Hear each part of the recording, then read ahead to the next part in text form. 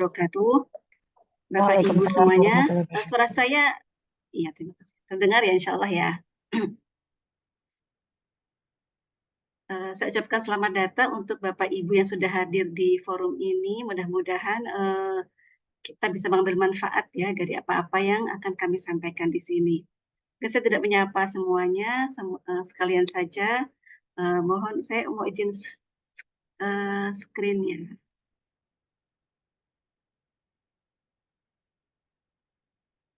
Mudah-mudahan kita mulai ya.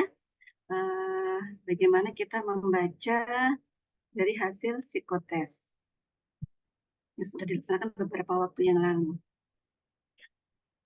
Nah, ini adalah apa namanya, dari yang dilihat pertama kali ya, ada data siswa atau data peserta, kemudian ada kemampuan intelektual atau taraf kecerdasan dari siswa. Nah, di sini ada, kalau 106 ini masih rata-rata begitu ya. Kemudian mungkin nanti ada yang rata-rata bawah, ada yang superior, ada yang di bawah rata-rata. Ini adalah kategorisasi yang dipakai, yaitu kalau mendapatkan nilai skor itu di atas 140, maka tergolong very superior. Kalau 120 sampai 139 masuk ke superior, di bawahnya itu 110 sampai 109 itu masuk rata-rata atas, 90 sampai 109 itu rata-rata, dan di bawahnya 80 hingga 89 masuk rata-rata bawah, dan di bawah 80 itu dimasuk bawah rata-rata.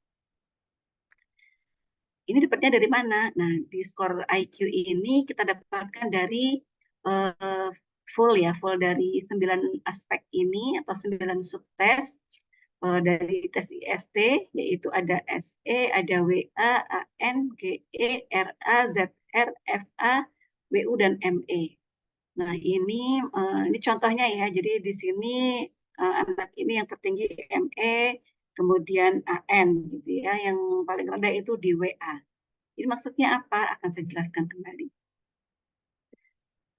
Nah, SE ini, jadi ini tes IS ini tes yang awalnya dikembangkan di Jerman, kemudian diadaptasi ke Indonesia begitu ya. Jadi saya tidak membacakan istilah Jermannya, saya mau membacakan singkatannya saja. SE ini yang pertama adalah mengukur common sense, yaitu mengukur bagaimana seseorang bisa membuat sebuah keputusan secara baik dengan memanfaatkan pengalaman masa lalunya. Di sini penekanannya pada hal-hal yang praktis dan konkret pada pemaknaan realitas sehari-hari dan mengukur bagaimana seseorang bisa berpikir secara mandiri atau berdikari. Kemudian ada subtes kedua yaitu WA. WA ini kemampuan analisa. Jadi yang SE dan WA ini bentuknya verbal begitu ya. Nah, kalau WA ini verbal tapi lebih ke kemampuan berbahasanya, jadi lebih ke, kalau SE tadi praktis, yang ini lebih ke teoritis, tapi juga mengukur bagaimana perasaan empati seseorang, bagaimana seseorang bisa berpikir induktif secara bahasa dan memahami pengertian dari bahasa. Selanjutnya, subtes ketiga ada AN. AN ini analogi, berpikir fleksibel, mengukur bagaimana fleksibilitas berpikir seseorang, kemudian apakah dia bisa memiliki daya mengkombinasikan, kemudian mendeteksi dan membedakan hubungan-hubungan, dan adanya konsekuensinya dalam berpikir. Seperti itu. Selanjutnya ada GE. GE ini juga kemampuan verbal juga, lebih mengukur abstraksi verbal, kemudian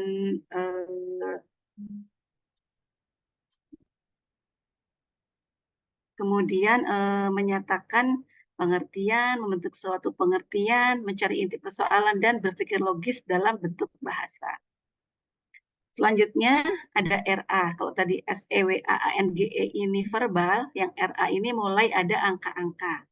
Nah, di sini mengukur bagaimana kemampuan berpikir praktis dari seseorang, terutama dalam berhitung, dan berpikir induktif, reasoning, dan kemampuan mengambil keputusan, mengambil kesimpulan ya. Jadi soal-soal matematika tapi yang dasar begitu. Selanjutnya ada ZR. ZR ini kemampuan, ini angka-angka juga, tapi bentuk, kalau yang RA ini mungkin sudah ada rumus yang dihafal atau difahami begitu ya. Kalau yang ZR ini angka-angka tetapi peserta harus membangun teori sendiri untuk bisa menjawabnya. Nah, di sini mengukur bagaimana kemampuan berpikir teori sistem hitungan, berpikir induktif dengan angka-angka, dan juga kelincahan dalam berpikir. Karena bentuknya deret-deret angka begitu. Selanjutnya ada FA. FA ini bentuknya bukan angka dan juga bukan verbal, tapi bentuknya gambar. Di sini gambar ini mengukur bagaimana kemampuan membayangkan, mengkonstruksi, berpikir konkret, dan kemudian bisa melihat satu bagian dari keseluruhan. Selanjutnya ada WU. WU ini kemampuan abstraksi, gambar juga, tapi 3 dimensi. Sehingga di sini mengukur kemampuan daya bayang ruang, kemampuan melihat 3 dimensi, menganalisa, serta kemampuan konstruksi teknis.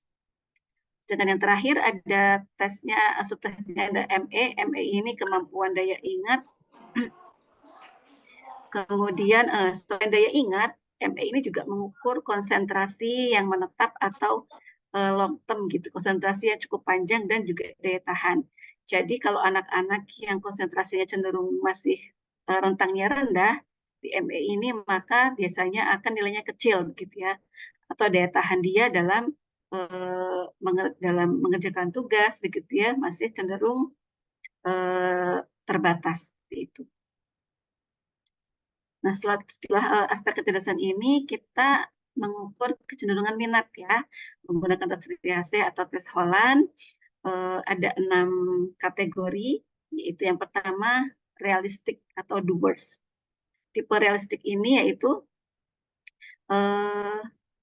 peserta didik yang masuk di realistik ini cenderung menyukai kerja-kerja yang menggunakan keterampilan fisiknya secara mekanik, menggunakan otot, menggunakan sesuatu yang bisa dioprek begitu ya, seperti itu. Jadi biasanya cenderung tadi ya suka yang praktikum begitu, kemudian suka ya yang bentuknya memang bisa bisa bersifat praktis begitu ya, bisa dilakukan, bisa bersifat praktis. Pekerjaan yang cocok biasanya seperti kayak di bidang pertanian, di bidang arsitektur, pariwisata, kesehatan, dan sebagainya. Sains juga bisa. Selanjutnya, tipe atau kategori yang thinkers atau investigatif. Ini suka berpikir ya, suka berpikir mendalam, kemudian mohon untuk dikondisikan speakernya ya, biar tidak mengganggu yang lain.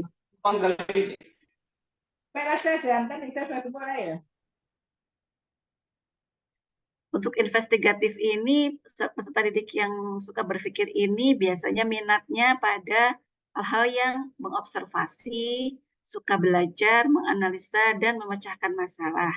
Jadi seperti saintis ya, cocok sebagai saintis, atau orang di bidang hukum, atau di bidang kesehatan, bidang inovasi, dan sebagainya. Selanjutnya, artistik atau creators. Nah, karena artistik jadi minat bekerjanya itu pada situasi di mana mereka bisa leluasa memanfaatkan kreativitas mereka. Dan biasanya juga minat bekerjanya pada situasi yang tidak terstruktur. Jadi mungkin nggak harus pakai seragam gitu ya. Tidak harus masuknya dari pagi sampai sore, tapi mereka bisa bekerja leluasa pada waktu-waktu yang sesuai dengan mood mereka begitu. Kemudian tipe keempat ada helpers atau bidang sosial. Helpers ini individu yang tipe help sosial ini memiliki minat bekerja dengan individu yang lain dibanding dengan peralatan. Ya, tadi kalau yang realistik ini sukanya ngoprek alat-alat, kalau yang sosial ini sukanya ketemu dengan orang, bekerja sama, terlibat dalam kelompok. Sehingga mereka juga senang membantu orang lain untuk belajar dan bertumbuh. Para Bapak Ibu guru biasanya memiliki sifat ini ya, memiliki minat bidang sosial yang sangat tinggi juga. Kemudian yang kelima ada enterprising atau persuaders. Nah, kalau enterprising ini, individu yang memiliki minat di sini biasanya lebih suka bekerja dengan individu lain, tetapi sebagai pemimpinnya, sebagai orang yang tampil di depan halayak, mereka juga cenderung apa namanya, suka tantangan begitu ya, dan berani mengambil risiko untuk mendapatkan keuntungan. Jadi para entrepreneur begitu. Selanjutnya terakhir adalah organizer atau konvensional. Ini juga sangat berbeda dengan yang lain. Kalau yang tipe konvensional ini minatnya hal-hal yang mendetail, terorganisir dan berkaitan dengan data. Sukanya di belakang meja begitu ya. Jadi dia sangat detail, sangat teliti begitu dibanding. Jadi dia memilih untuk bekerja sendiri di dengan data-data dibandingkan harus ketemu dengan banyak orang begitu.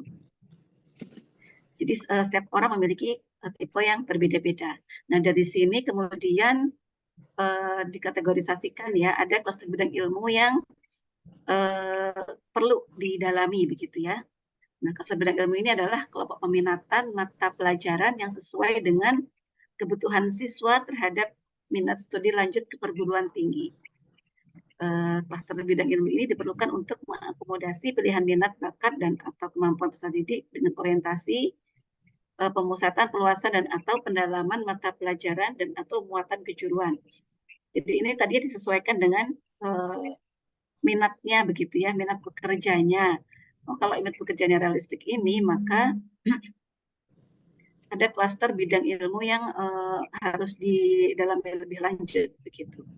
Yang pertama kalau yang realistik ini contohnya berarti matematika dan tingkat lanjut, ada biologi, fisika, pendidikan Pancasila, dan juga PJOK. Sedangkan untuk yang artistik, yang tipe keduanya yaitu ada seni budaya, sejarah, bahasa Indonesia, sosiologi, dan matematika.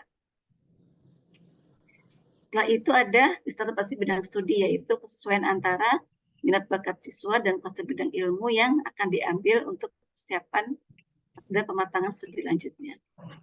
Ini ya, yang realistik ini punya banyak pilihan ya. Untuk dipilih ini ada 30 pilihan, disesuaikan lagi dengan mana yang paling diminati begitu. Ada yang di bidang pertanian, ada bidang kesehatan, ada bidang ilmu komputer atau IT, ada bidang kepariwisataan, ada seni, dan juga olahraga. Militer dan pilot juga termasuk dari realistik begitu. Ada pedalangan begitu ya. Selanjutnya apa namanya? Nah, ada bidang profesi yang sesuai juga dengan minat dan minat siswa begitu. Contohnya kalau yang ini adalah yang realistik tadi ya, ada bidang pertanian, kesehatan, bidang komputer, konstruksi dan mekanik. Kemudian, nah ini contoh yang artistik. Yang artistik ini ada ilmu komunikasi, dan sebagainya ya. Untuk bidang studi lanjutnya akan diambil, di profesinya juga sudah disampaikan ya di masing-masing lembar hasil psikotes. Kemudian di psikotes ini ada selain tadi minat, ada gaya belajar ya Bapak Ibu. Ini adalah apa namanya? Bagaimana seseorang itu memiliki cara-cara belajar yang sesuai dengan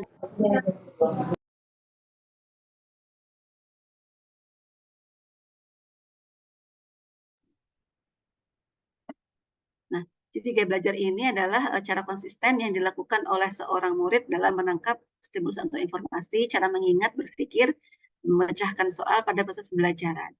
Jadi ini tipe-tipe pembelajarannya ya, ada anak yang tipenya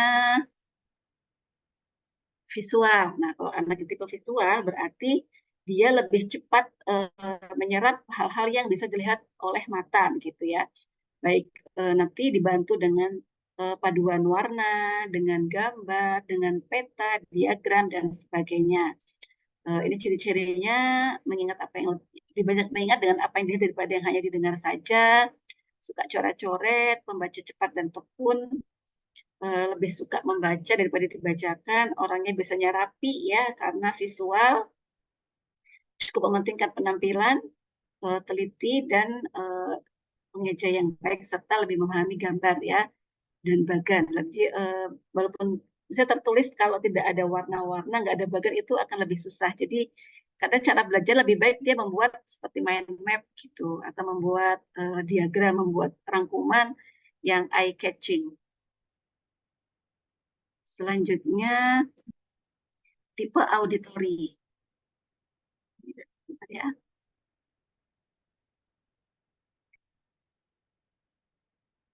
Tipe auditori ini berarti seseorang ini lebih mudah menyerap informasi melalui apa yang didengarkan, sehingga penjelasan verbal akan lebih mudah ditangkap oleh para pembelajar auditori ini.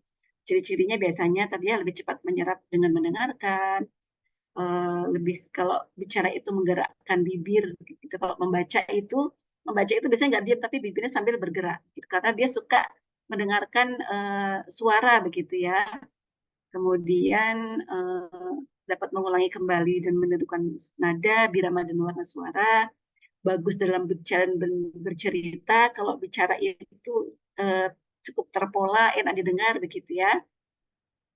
Suka berdiskusi, kemudian pandai mengeja dengan keras daripada menuliskannya, suka musik dan bernyanyi. Nah, tapi biasanya tidak bisa diam dalam waktu lama dan suka tugasnya berkelompok. Selanjutnya tipe ketiga ada kinestetik. Begitu ya, kinestetik ini lebih mudah menyerap informasi melalui gerakan fisik.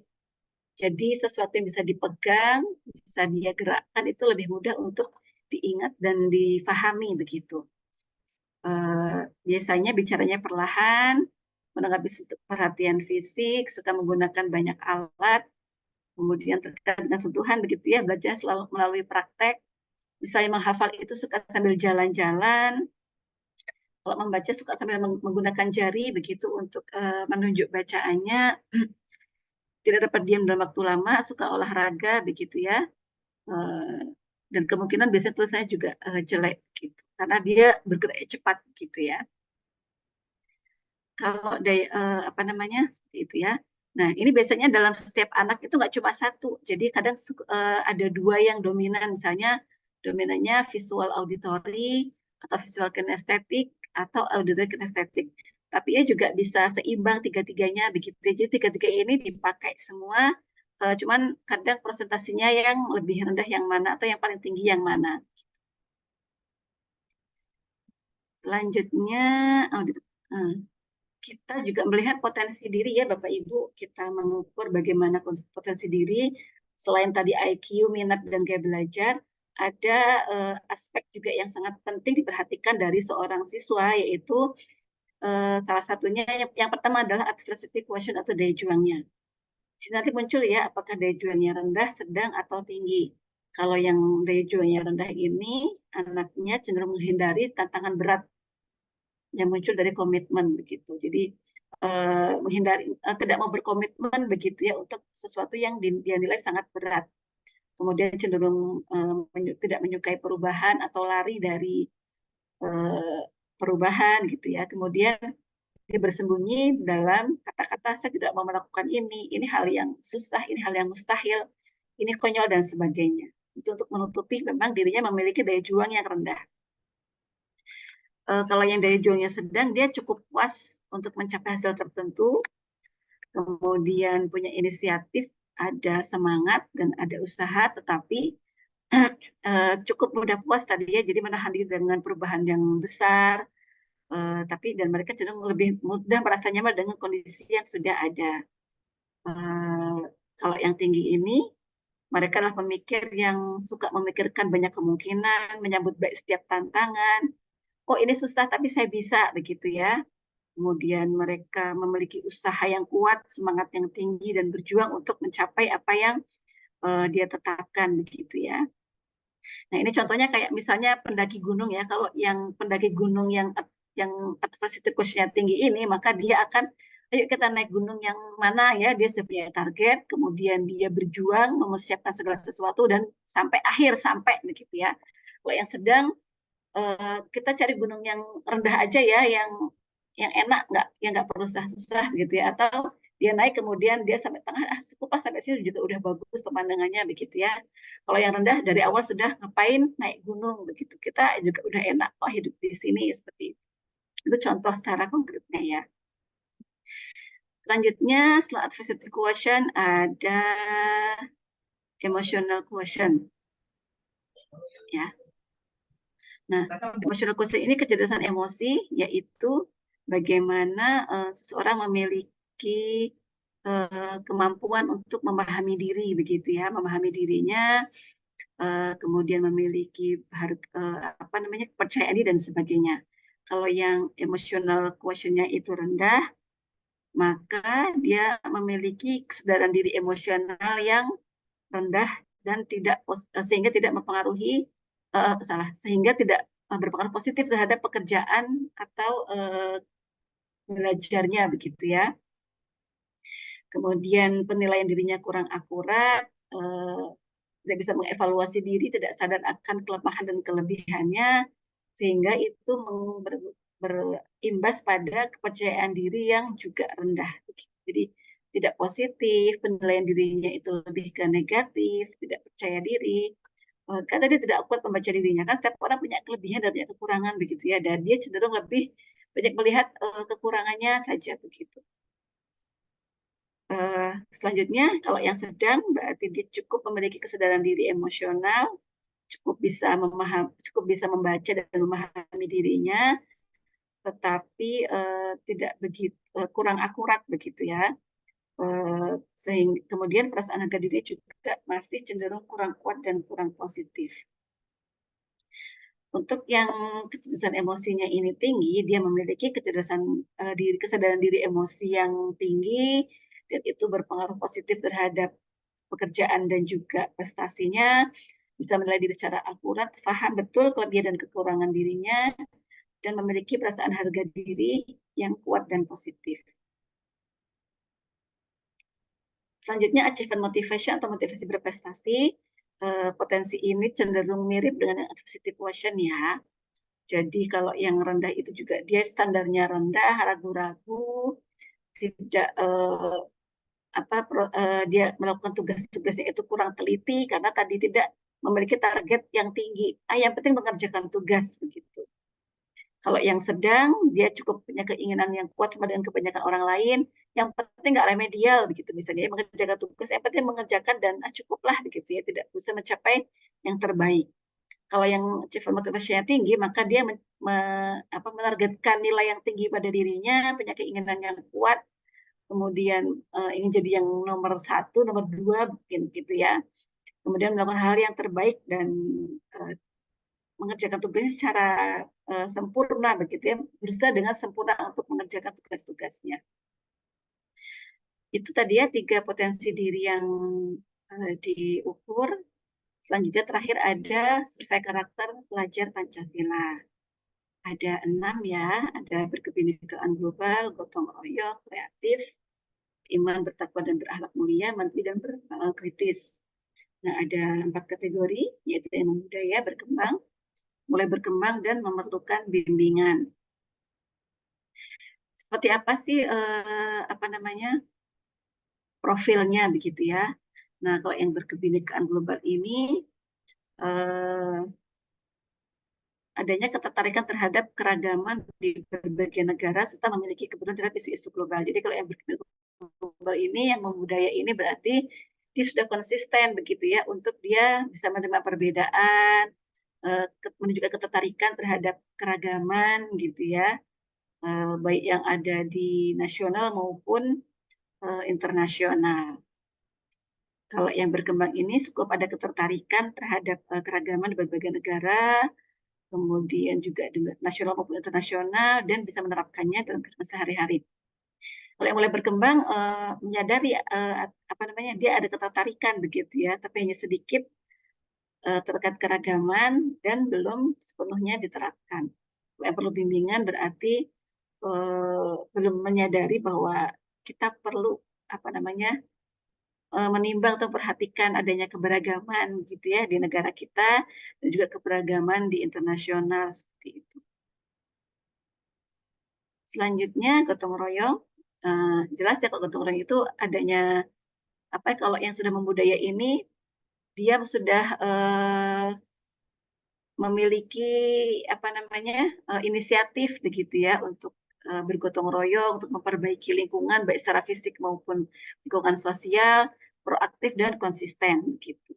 Jadi menginisiasi, kalau budaya ini dia sudah mau menginisiasi begitu ya, sudah konsisten dia lakukan, ada kepedulian. Kalau yang berkembang ini dia juga sudah memiliki kesediaan dan kemauan dan cukup bisa mengimplementasikan, bersedia kalau diminta untuk bergotong royong, untuk memperbaiki atau untuk mungkin membersihkan lingkungan sekolah dan sebagainya. Kalau yang mulai berkembang, dia tahu begitu ya pentingnya untuk berkontribusi di kegiatan-kegiatan sosial, tapi belum sepenuhnya mau untuk melakukan hal tersebut. Kalau yang perlu bimbingan, dia tidak menyadari bahwa kita tuh perlu untuk berkontribusi di kegiatan sosial, baik di sekolah, di rumah maupun di lingkungan masyarakat, apalagi sampai mau begitu ya untuk mengimplementasikan hal tersebut. Setelah yang ketiga ada kreativitas ya. Kreativitas ini yaitu adanya kesenangan dan pengalaman untuk menghasilkan pemikiran, gagasan, serta karya yang baru dan yang berbeda. Kalau ilmu budaya berarti dia sudah memiliki karya-karya, baik karya yang karya tulis maupun karya bentuk seni dan sebagainya begitu ya. Kalau yang berkembang ini berarti dia sudah memiliki kesenangan dan sudah ada ke karya-karya juga. Kalau yang memberi sudah banyak gitu ya, berkembang itu anggap jadi kadang dia masih sedikit begitu ya karya-karyanya. Kalau yang mulai berkembang berarti dia memiliki kesenangan atau memiliki hobi-hobi tertentu tetapi belum bisa menghasilkan sebuah karya. Kalau yang perlu bimbingan mungkin dia belum memiliki kesadaran begitu ya untuk bisa menghasilkan sebuah karya dan belum bisa menghasilkan sebuah karya yang berbeda atau yang baru. Selanjutnya beriman bertakwa kepada Tuhan Yang Maha Esa dan Maha Mulia. Ini adalah sebuah karakter yang sangat penting, yaitu terkait dengan bagaimana keimanan, ketakwaan dan akhlak mulia. Ilmu budaya ini berarti siswa sudah proaktif dan konsisten begitu ya, menunjukkan perilaku seorang yang beragama begitu ya, dia beribadah dan dia berakhlak mulia baik kepada manusia, pada alam dan juga sebagai warga negara yang baik gitu. Kalau yang berkembang ini sudah memiliki kesadaran untuk berakhlak mulia dan beribadah sesuai dengan agamanya dan juga sudah cukup bisa menerapkannya dengan baik. Untuk yang mulai berkembang, dia sudah menyadari bahwa kita tuh penting untuk berakhlak mulia, untuk melakukan ibadah-ibadah yang sesuai dengan agamanya, tapi belum sepenuhnya bisa diterapkan dalam kehidupan sehari-hari. Kalau yang perlu bimbingan ini, anak ini berarti benar-benar tidak menyadari pentingnya kita untuk menjalankan ibadah-ibadah, pentingnya kita untuk memiliki akhlak yang baik, dan ya hanya melakukan sesuatu yang sesuai dengan apa yang diinginkan saja. Gitu. Nggak ada pertimbangan secara agama dan etika. Kemudian kemandirian, di sini adanya kemauan dan kebiasaan mengelola pikiran, perasaan, dan tindakan untuk mencapai tujuan belajar dalam berbagai konteks. Nah, di sini yang budaya ini berarti murid sudah secara rutin dan konsisten, dia mampu mengelola dirinya begitu ya, yaitu pikiran, perasaan, dan tindakannya untuk mencapai tujuan belajarnya. Jadi tanpa disuruh, tanpa diatur, dia sudah bisa mengarahkan dirinya sendiri. Kalau yang berkembang ini,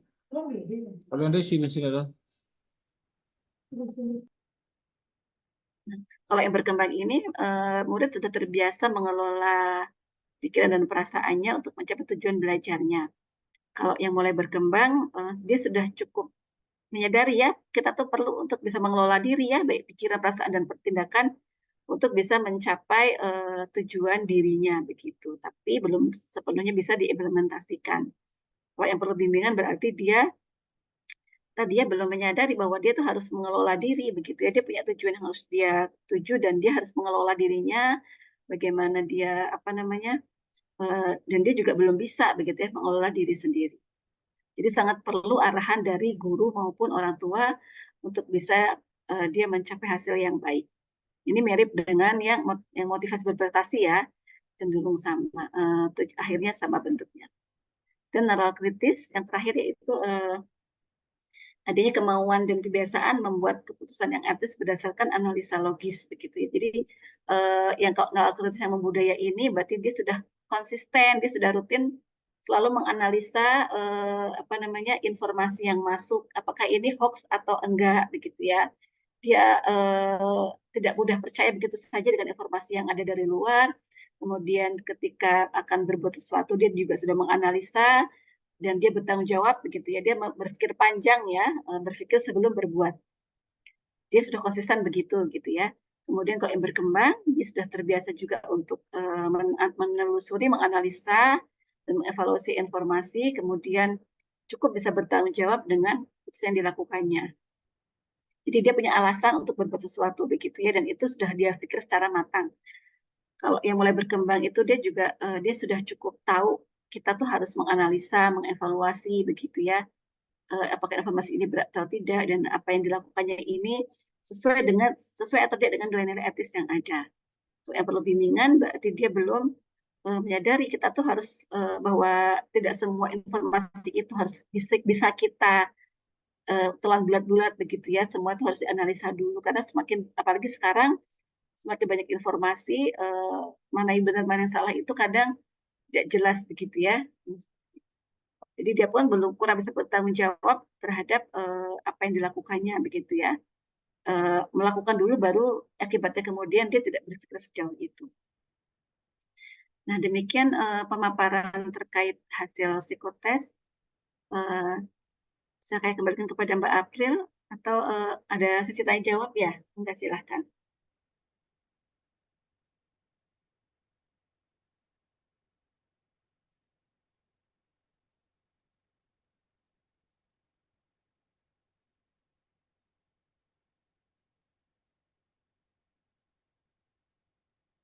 Maka Bapak Ibu kalau ada yang ingin ditanyakan atau belum jelas atau ada yang mungkin kurang sesuai dengan apa yang diterima.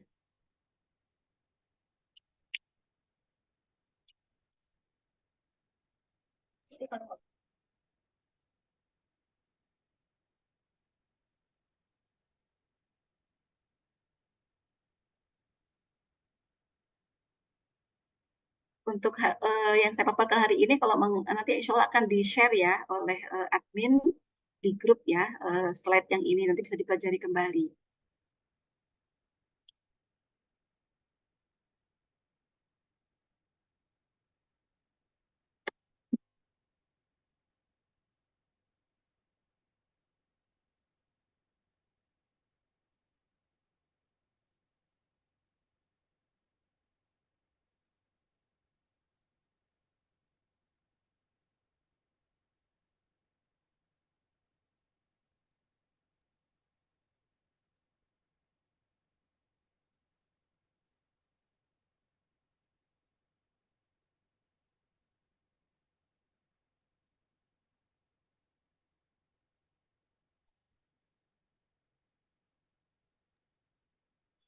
Baik, untuk Bapak Ibu Guru, apakah tidak ada yang mau ditanyakan? Silahkan untuk unmute atau bisa melalui chat di obrolan agar dijawab oleh Bu Auda. Mari, Bapak Ibu Guru, silakan.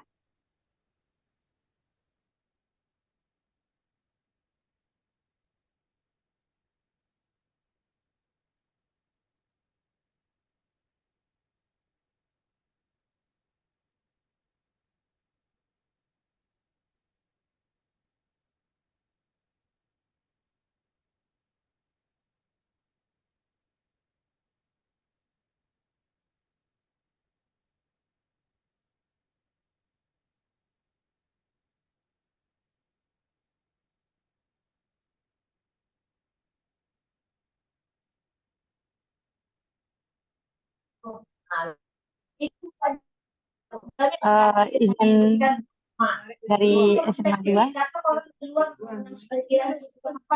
Ya, silahkan Ibu sampaikan. Maaf, bentar Ibu.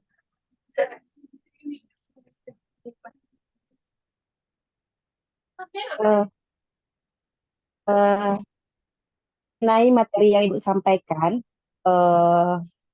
insya Allah saya bisa memahami karena penjelasan dari Ibu sangat detail sekali gitu. Cuman yang jadi permasalahan gini kan, Bu, kami tidak ada rekapan hasil yang telah dikerjakan oleh siswa. Tidak ada hasil rekapan hasilnya. Kalau untuk siswa sendiri, mereka bisa membaca, melihat, membaca, sekedar membaca saja gitu kan. Namun kalau bisa file unduhan yang telah dikerjakan oleh siswa berupa filenya semua itu, berapa orang siswa yang mengerjakan, sekolah juga bisa mengetahui, maksudnya bisa kami print out kan gitu, gitu Bu. Itu pertanyaan, apakah bisa nanti diberikan kepada kami berupa foldernya gitu. Terima kasih Bu. Assalamualaikum. Waalaikumsalam.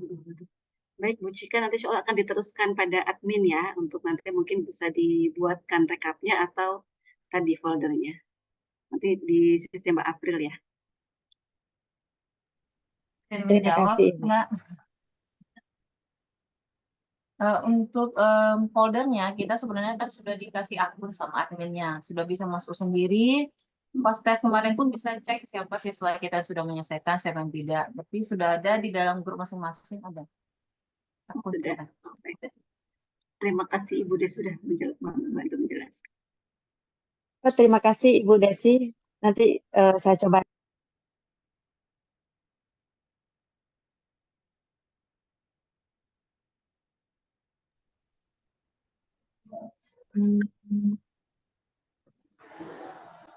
Assalamualaikum warahmatullahi wabarakatuh. Waalaikumsalam warahmatullahi wabarakatuh. Silakan Ibu Haryati. Ya, terima kasih atas waktu yang diberikan. Mohon maaf tadi kurang mendengarkan karena kami sekarang lagi dalam proses konseling anak-anak yang bermasalah di SMA 1. Jadi yang ingin saya tanyakan Bu, dari materi yang Ibu sampaikan tadi kami sudah mendapatkan bagaimana hasil dari psikotes yang kemarin kan begitu. Pertanyaan saya, jika anak itu rendah, hasilnya memang sudah ada di-share oleh wakil ya, kemudian oleh admin di sekolah kami. Ada di situ nampak sekali anak-anak kita itu yang di SMA 1 itu rendah dari segi emotional quotient atau kecerdasan emosi ya Bu ya. Pertanyaan saya, apakah di dalam program ini juga guru BK-nya dibekali anak-anak yang misalnya kekurangan dalam hal emosional question, kemudian guru BK-nya dibekali semacam proses konselingnya itu seperti apa, pendekatan apa yang akan diberikan sehingga kecerdasan emosional anak ini bisa meningkat. Jadi itu pertanyaan saya Bu, apakah dalam program psikotes kita ini guru BK juga dibekali bagi anak-anak kita yang rendah, salah satunya di SMA saya ini adalah emosional questionnya, kecerdasan emosionalnya, kemudian guru BK-nya dibekali semacam proses konseling apa yang tepat diberikan kepada anak-anak yang rendah kecerdasan emosinya. Itu Bu. Mudah-mudahan bisa dipahami pertanyaan saya. Terima kasih. Mohon kejelasannya. Baik, Ibu Haryati, kalau program ini memang hanya psikotes saja begitu ya, sampai kepada hasil saja. Seandainya mungkin kalau yang terkait dengan pembekalan emotional quotient atau pembekalan hal-hal yang lain atau peningkatan achievement motivation dan sebagainya, itu program yang lain begitu ya, program yang lain yang mungkin nanti bisa dikoordinasikan coba dengan tim TRC, kemudian nanti mungkin coba jadi oleh pihak yang lain begitu, begitu ya. Jadi ada administrasi yang lain atau terkait program yang lain sepertinya begitu.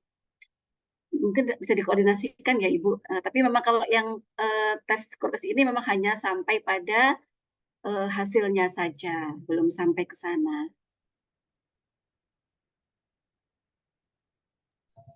Ya baik Bu, terima kasih atas jawabannya karena kami di sekolah juga dituntut kan, ini loh hasilnya guru BK di anak kita ternyata rendah dari segi emosional question. Nah, kira-kira program apa yang bisa diberikan oleh guru BK. Jadi saya beranggapan mana tahu di dalam program psikotes ini juga guru BK-nya dibekali semacam program untuk anak-anak yang oh ya dia setelah didapatkan hasil ini loh rendah anak kita di sini lah guru BK saya berikan ini peningkatan ini yang bisa dilakukan. Saya kira seperti itu. Terima kasih Bu atas jawabannya. Ya, sama-sama. Jadi sebetulnya kan emotional quotient itu proses ya. Dia memiliki kecerdasan emosi itu proses dari bayi atau bahkan dari sebelum lahir sampai sekarang gitu. Jadi mungkin memang ini misalnya ada pembekalan pun atau ada training pun tidak bisa prosesnya ini singkat begitu ya.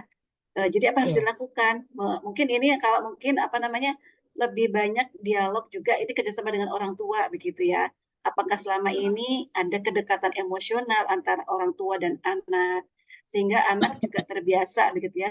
Seorang anak yang bisa memiliki emotional quotient tinggi itu biasanya dari kecil dia sudah terbiasa untuk mengenali dirinya gitu ya. Oh, kamu lagi marah, kamu kecewa, bisa paham begitu ya apa yang terjadi di luar dan kemudian apa yang dirasakan, prosesnya begitu ya. Jadi mungkin untuk hal yang pertama bisa dilakukan lebih ke anak-anak diberi pengenalan diri dulu ya, Bu.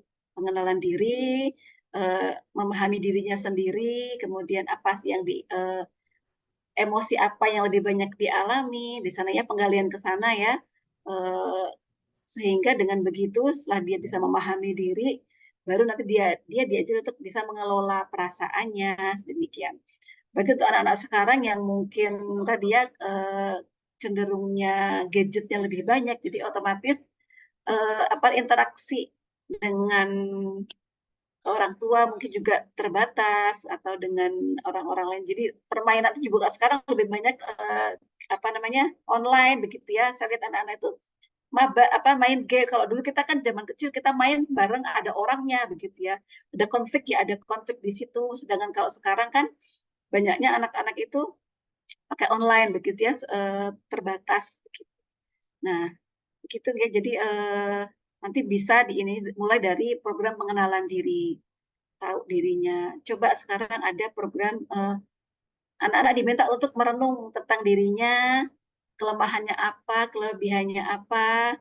Kalau dirinya sendiri belum tahu, nanti boleh pakai metode ini ya, sama teman saling mengoreksi teman-temannya yang lain. Jadi siapa tahu karena dia kenal dirinya, mungkin datanya ditambahin oleh temannya begitu ya, saling silang. Jadi satu orang itu menilai berapa orang, ditambahi mungkin penilaian dari gurunya. Kamu tuh kekurangannya ini, kelebihannya ini, kemudian hambatannya apa saja, kemudian bagaimana dia bisa mengatasi hambatan itu, kemudian peningkatan kepercayaan dirinya untuk bagaimana dia bisa kok, gitu ya. Setiap orang punya kelebihan dan kekurangan. Apabila kelebihannya itu kemudian dioptimalkan, maka itu akan membuat dia lebih percaya diri dan sebagainya. Begitu mungkin ya, Ibu Haryati, mudah-mudahan sedikit membantu. Tapi mungkin perlu ada program khusus ya, mungkin bisa bekerja sama dengan lembaga psikologi terapan setempat untuk meminta program tadi ya peningkatan kecerdasan emosi dari siswa-siswa. Ya Bu, terima kasih Bu atas jawabannya.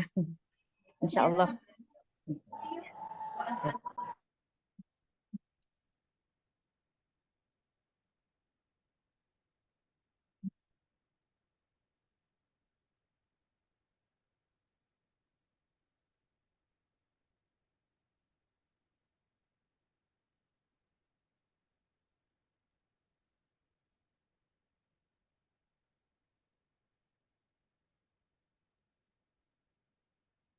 Ada lagi mungkin? Nah, biasanya kalau anak-anak sendiri yang ikut Zoom begini ya, mereka suka banyak bertanya jurusannya apa begitu ya. Jadi setelah dapat hasil, kemudian jurusannya apa namanya pilihannya apa itu yang nanti perlu lagi dapat bimbingan mungkin ya. Mana bidang yang paling disukai. Jadi dimulai dari pekerjaan apa yang paling disukai, dari situ nanti dengan demikian kuliahnya di mana begitu ya. Agar tidak salah jurusan kan kadang-kadang banyak ya salah jurusan ya. Ngambil jurusannya A ternyata minat kerjanya di B kan jadi nggak nyambung. Mubazir begitu ya. Lebih baik nanti dicari dulu kamu kerjanya di apa. Nah dari kerja jadi apa kemudian cari bidang studi apa yang sesuai ya, bukan bidang studi, jurusan apa yang sesuai untuk pekerjaan tersebut. Nah, kemudian nanti baru masuk jurusannya IPA apa IPS gitu ya. Pelajaran mana saja yang nanti itu akan diperlukan terkait nanti di kuliahnya. Begitu mungkin untuk membantu ketika mengarahkan anak-anak.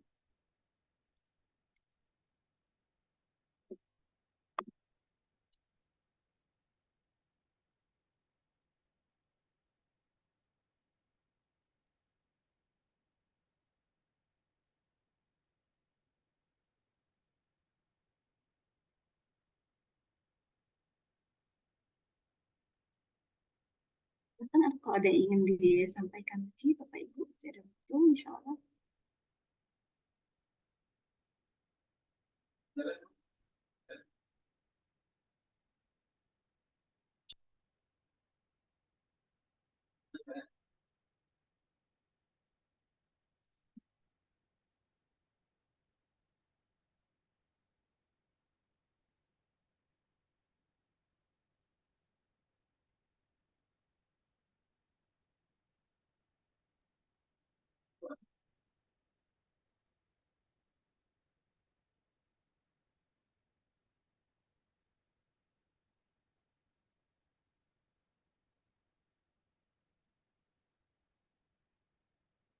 Barangkali cukup, kalau cukup silakan Pak Abel untuk bisa ditutup sesi ini.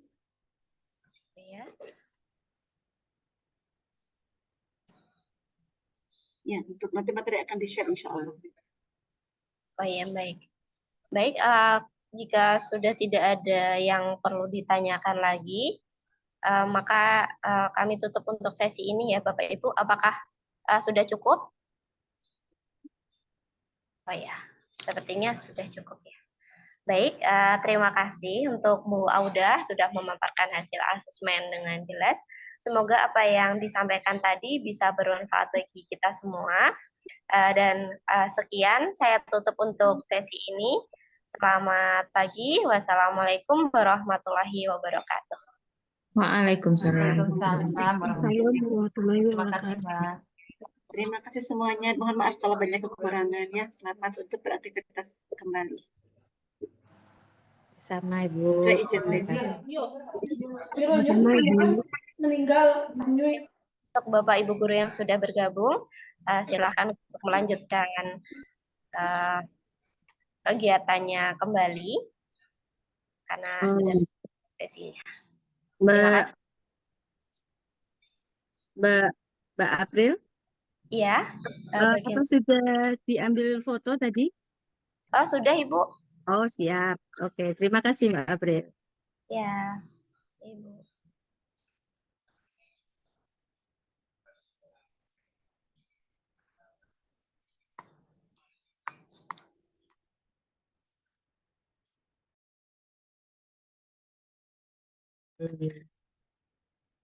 Iya.